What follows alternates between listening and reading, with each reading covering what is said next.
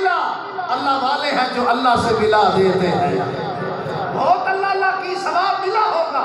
مگر اللہ سے ملنا ہے کسی اللہ والے سے مل لو۔ اللہ کی سنیے گا، اب کیا بات ہے میرے آقا علیہ الصلوۃ والسلام کی، رکانہ پہلوان کھڑا، کفر کا عالم ہے، پہلوان جو ہوتا ہے چوتا رکھتا ہے، وہ اپنی طاقت کو ضائع زنا میں نہیں کرتا، بے حیائی میں حضور کا گزر ہوا، کفر کے عالم میں ایک شخص چوتا رکھے ہوا ہے، حضور کے دل میں بات آئی، کفر میں با حیا ہو ایمان نہ دے، ایمان نہ دے، کفر میں با حیا ہو۔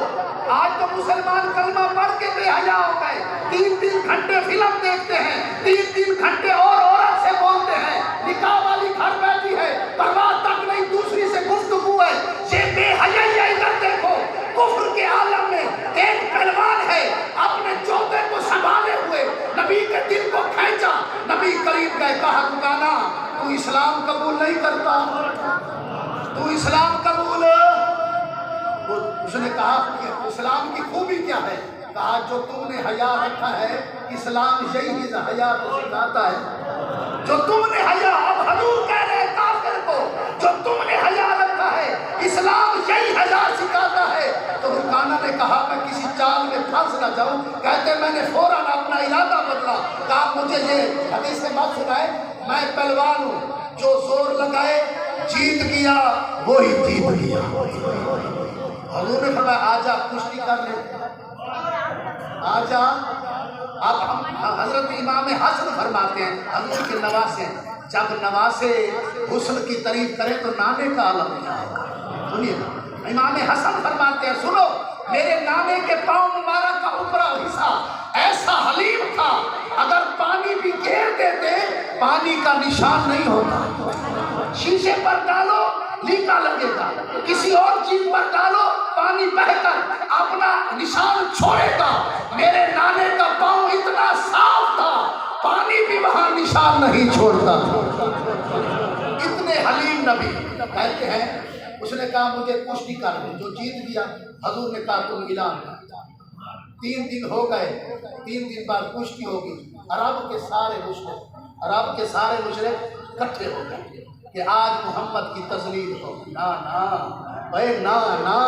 آج محمد کی شان ہوگی، وَلَلْآخِرَةُ خَيْرٌ لَكَ مِنَ الْأُولَىٰ،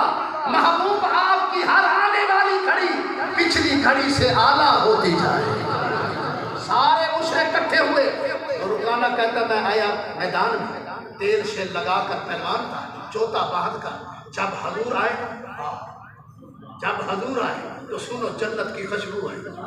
کہتا ہے کہ میں مٹی اٹھائی اوپر لینے لگا، جب حضور نے کرتا مبارک اتارا تو ان کے سینے کے پرتاؤ اور نور ایسا آیا، الم نشرح لک صدرک، ایسا نور آیا کہ میری آنکھیں چڑھا گئی، میری آنکھیں ٹک ٹکی میں کھڑی ہو گئی، میں نے کیا دیکھا، میرے عقل نے کام چھوڑ دیا، میں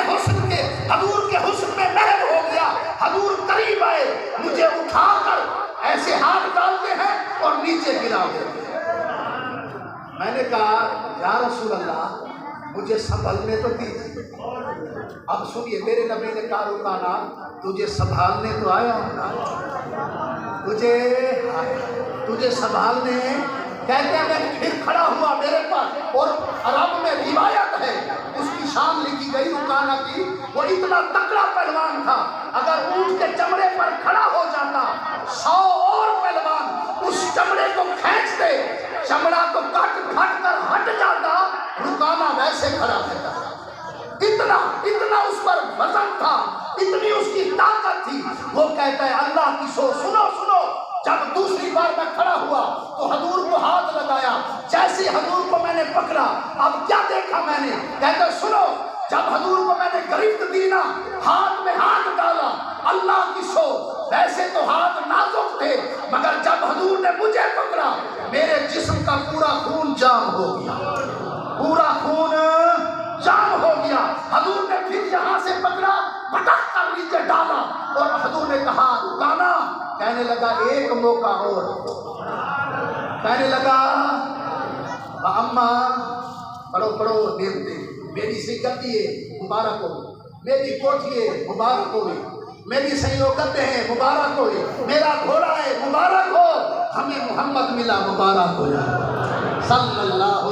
علیہ وآلہ۔ اب سنیے گا، کہتا ہے حضور نے کہا اور موقع کھڑا ہو گیا، اب اس نے داؤ لگا، تیسرا مختصر حضور نے پکڑا، تیسری بار پٹک کر نیچے ڈالا، اوپر اپنا گھٹنا دیا، جب گھٹنا دیا رکانا کہتا ہے میری سانس اکھڑنے لگی، حضور نے کہا اب بتا تجھے مجھ سے کون بچائے گا؟ وہ رکانا کہتا ہے اشہد ان لا الہ الا اللہ وحدہ لا شریک لہ واشہد ان محمدا عبدہ ورسولہ۔ اب حضور نے گھٹنا ہٹایا، رکانا کھڑا ہو کر کہتا ہے اللہ تعالیٰ سن لو، اگر طاقت میں ہے تو سب سے زیادہ محمد ہے۔